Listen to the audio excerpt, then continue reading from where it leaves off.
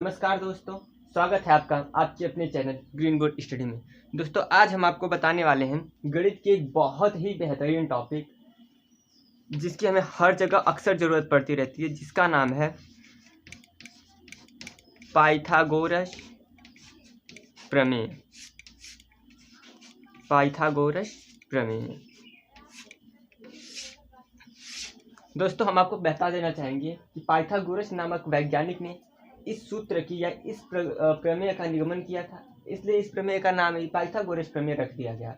लेकिन पाइथागोरस से भी बहुत पहले हमारे देश में एक बौधायन नाम के पंडित हुआ करते थे, जिनका नाम था बौधायन।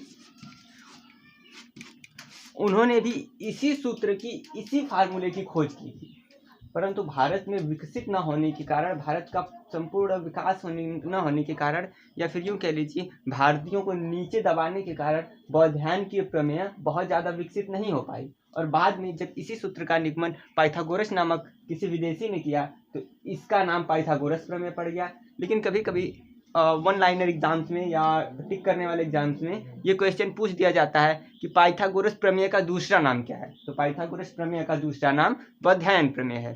ठीक, चलिए आपको बताते हैं क्या होता है पाइथागोरस प्रमेय। दोस्तों, जब आप त्रिभुजों के प्रकार पढ़ेंगे उसमें आपको एक समकोण त्रिभुज मिलेगा, जिसका एक कोण 90 अंश होता है। पाइथागोरस प्रमेय हमेशा समकोण त्रिभुज पर ही लागू होती है, या ऐसे कह लीजिए कि जो पाइथागोरस प्रमेय है वो सिर्फ और सिर्फ समकोण त्रिभुज पर ही लागू होती है। इसी प्रकार जो त्रिकोणमिति होता है उसका भी परिचय हम सीधे समकोण त्रिभुज से स्टार्ट करते हैं। ठीक है, समकोण त्रिभुज का एक कोण 90 अंश होता है। सामने की भुजा को हम कर्ण कहते हैं। ठीक, इसको आधार कहते हैं और इसको हम लंब कहते हैं। ठीक है दोस्तों, आज हम आपको ये नहीं बताएंगे कि पाइथागोरस प्रमेय का निगमन कैसे करते हैं, बल्कि हम आपको ये बताएंगे कि पाइथागोरस प्रमेय का इस्तेमाल कैसे कैसे किया जाता है, या क्या होता है पाइथागोरस प्रमेय। ठीक है दोस्तों, तो जो पाइथागोरस नामक वैज्ञानिक ने थे उन्होंने कहा कि अगर हम कर्ण का स्क्वायर कर दें, ठीक, तो उसी के बराबर लंब का स्क्वायर और आधार का स्क्वायर का योगफल होगा। ठीक, मतलब इस लंब का स्क्वायर और इस आधार के स्क्वायर को अगर हम आपस में जोड़ लेते हैं तो जो भी हमारा उत्तर आता है वो लगभग कर्ण के स्क्वायर के बराबर आता है। ठीक है, जैसे मान लीजिए हमने आपको एक सवाल दिया, हम इसको इरेज करते हैं दोस्तों। मेन देखिए, मुख्य रूप से हमारा यही फार्मूला है, कर्ण का स्क्वायर बराबर लंब का स्क्वायर प्लस आधार का स्क्वायर। 90 अंश के सामने के भुजा को हम कर्ण कहते हैं। ठीक, और लंब आधार आपस में बदलते रह सकते हैं। ठीक, मान लीजिए हमने आपको एक समकोण त्रिभुज दिया, हमने आपको एक समकोण त्रिभुज दिया और बोला कि इसका आधार 5 सेंटीमीटर है और इसका लंब 4 सेंटीमीटर है, तो आप कर्ण बताइए, कर्ण बराबर क्वेश्चन मार्क। ये हमारा 90 अंश है। ऐसे सवाल देगा और आपसे पूछेगा कर्ण बताइए, तो हमें क्या करना होगा, हम लिखेंगे कर्ण का स्क्वायर बराबर लंब का स्क्वायर। तो लंब का स्क्वायर कितना, मतलब 4 का स्क्वायर, प्लस आधार का स्क्वायर मतलब 5 का स्क्वायर। ठीक है दोस्तों, तो कर्ण का स्क्वायर बराबर आएगा 16 प्लस 25। ठीक, मतलब कि कर्ण का स्क्वायर बराबर 16 और 25 को जोड़ेंगे तो कितना आएगा, 16 25 को जोड़ेंगे कितना आएगा दोस्तों, 41। 16 और 25 का योगफल कितना आया, 41 आया। 41 क्या है, कर्ण के स्क्वायर के बराबर है, लेकिन हमें सिर्फ कर्ण चाहिए। तो अगर सिर्फ हमें कर्ण का मान निकालना है तो ये स्क्वायर हम पक्षांतर विधि से उस तरफ भेजेंगे जो कि हमारा कर्णी बन जाएगा, यानी कि वर्गमूल बन जाएगा। तो कर्णी में 41, यानी कि हमारे कर्ण का वैल्यू आया कर्णी के अंदर 41। ठीक है, उम्मीद करते हैं कि आपको ये सवाल या ये क्वेश्चन अच्छे से समझ में आया होगा। चलिए हम क्वेश्चन चेंज करते हैं। मान लीजिए कोई समकोण त्रिभुज ABC है, इस त्रिभुज का नाम है ABC, जिसमें AB बराबर दिया है 4 सेंटीमीटर, AB बराबर दिया है 5 सेंटीमीटर, BC बराबर दिया है 4 सेंटीमीटर और AC बराबर हमें नहीं पता, AC बराबर क्वेश्चन मार्क। और ये है हमारा सी कोण 90 अंश।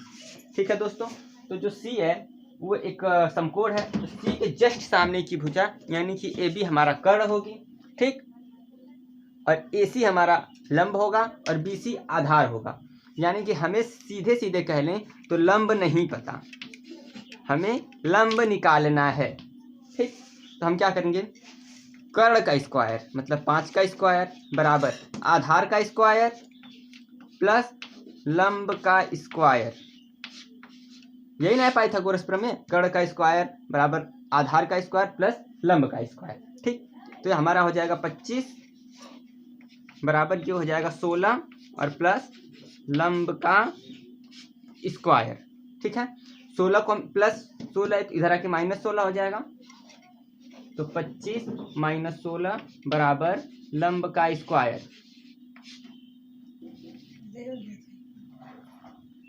तो 25 में से जब हम 16 घटाएंगे तो क्या आएगा दोस्तों, 25 में से 16 घटाने पे आएगा 9, और 9 किसके बराबर है, 9 है लंब के स्क्वायर के बराबर। लेकिन हमें लंब का स्क्वायर नहीं, हमें सिर्फ लंब चाहिए। इसके लिए हम क्या करेंगे, स्क्वायर को इस साइड भेजेंगे जो कि स्क्वायर रूट बन जाएगा, करड़ी बन जाएगा। ठीक, तो हमारा लंब बराबर क्या आएगा,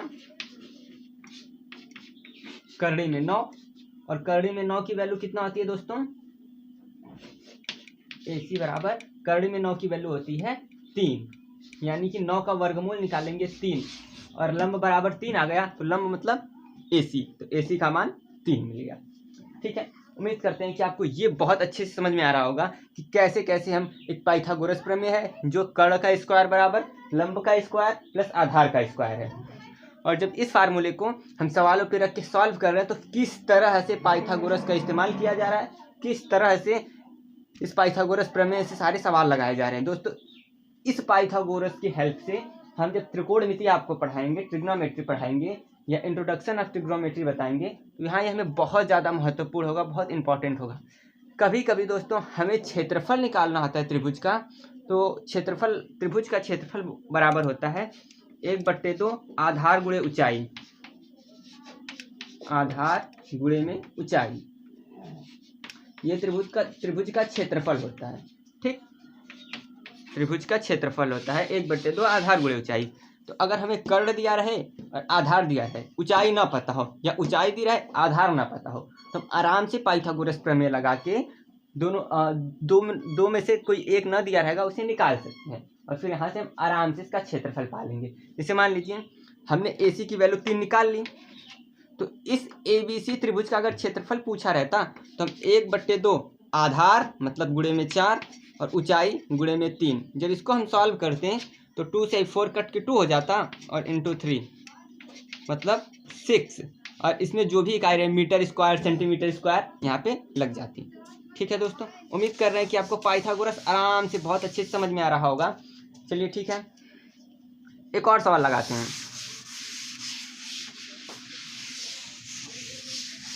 उम्मीद करते हैं कि अब तक आपको पाइथागोरस प्रमेय याद हो गया होगा। दोस्तों, इसकी वैल्यू है 10 और इसकी वैल्यू मान लीजिए 8, और हमें आधार नहीं पता, आधार बराबर क्वेश्चन मार्क।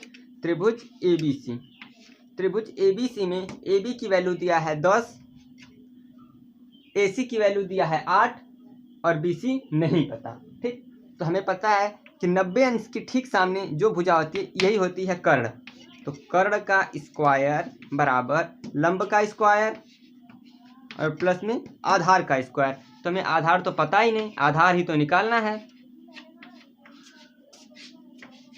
आधार का स्क्वायर। ठीक है, तो ये हो जाएगा हमारा 100 और ये हो जाएगा 64 बराबर आधार का स्क्वायर, ये प्लस है दोस्तों, आधार का स्क्वायर। सो स्टूडेंट, जब हम इस प्लस 64 को पक्षांतर विधि से बराबर की दूसरी साइड लेके जाएंगे तो हमारा 64 माइनस हो जाएगा, मतलब 100 माइनस 64 इज इक्वल टू आधार का स्क्वायर।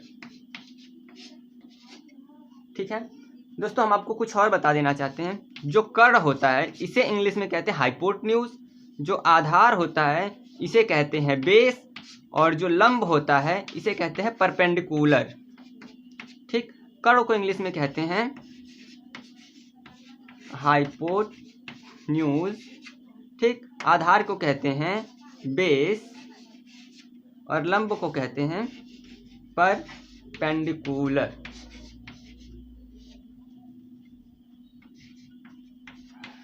Perpendicular, okay. हाइपोटेन्यूज का square is equal to base का स्क्वायर प्लस परपेंडिकुलर का स्क्वायर, ठीक। तो आधार का स्क्वायर बराबर क्या आया, 100 माइनस 64। जब हम 100 में से 64 घटाते हैं दोस्तों तो हमारा आता है 36 बराबर आधार का स्क्वायर, ठीक है। ये जो स्क्वायर है इधर आके स्क्वायर रूट बन जाएगा।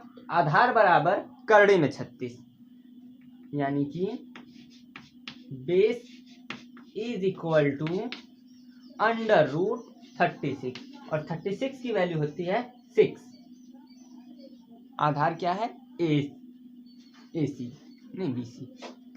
तो हमारी BC की वैल्यू क्या आया, करड़े में 36 मतलब 6। इस प्रकार आधार का मान हमें 6 मिल गया। उम्मीद करते हैं दोस्तों आपको पाइथागोरस प्रमेय बहुत अच्छे से समझ में आ गई होगी। आपको यह भी पता चल गया कि कर्ण को इंग्लिश में क्या कहते हैं, आधार को क्या कहते हैं, लंब को क्या कहते हैं। पाइथागोरस प्रमेय को इंग्लिश में पाइथागोरस थ्योरम, ठीक है, पाइथागोरस थ्योरम कह के बुलाते हैं, ठीक। इस तरह से हमने आपको 2-3 सवाल करके दिखाए। उम्मीद करते हैं कि आपको ये पाइथागोरस समझ में आ गया होगा। दोस्तों पाइथागोरस का इस्तेमाल बहुत जगह पे किया जाता है, ये बहुत इंपॉर्टेंट है। मैथ की जो भी ये त्रिभुज का क्षेत्रफल वगैरह वाला चैप्टर आता है, या पाइथागोरस का प्रमेय नाम का एक अलग से चैप्टर आता है, या फिर जब हम त्रिकोणमिति शुरुआत करते हैं तो इस वाले फार्मूले की, इस पाइथागोरस प्रमेय की बहुत ज़्यादा ज़रूरत पड़ती है, ठीक है दोस्तों। वीडियो को लास्ट तक देखने के लिए आपका बहुत बहुत धन्यवाद। उम्मीद करते हैं कि आपको ये अच्छे से समझ में आया होगा। अगर ना समझ में आया हो प्लीज़ कमेंट बॉक्स में हमें कमेंट करके बताइए। दोस्तों कुछ और आपको बता देना चाहते हैं, जैसे मान लीजिए अगर कभी हमारा आंसर आया अंडर रूट 20 करड़ी में 20, तो करड़ी में 20 को हम लिख सकते हैं, जैसे जब हम 20 का वर्गमूल निकालते हैं, जब हम करड़ी में 20 का वर्गमूल निकालते हैं तो 2 का जोड़ा तो बन जाता है लेकिन 5 का नहीं बन पाता। तो इन 2 के जोड़े में से 1 2 बाहर चला आता है और करड़ी में 5 अंदर रह जाता है। तो हम करड़ी में 20 को 2 करड़ी में 5 इस प्रकार भी लिख सकते हैं, ठीक है। मान लीजिए कि अगर लिखा है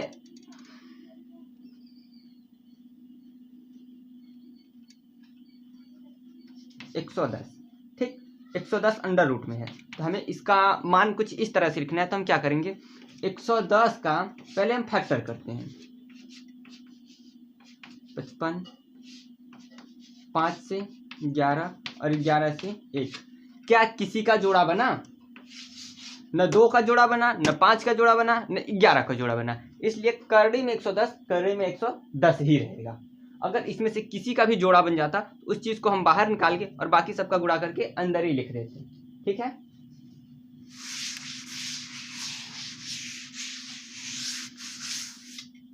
सो क्या होती है पाइथागोरस प्रमेय, hypotenuse square is equal to base square plus perpendicular square.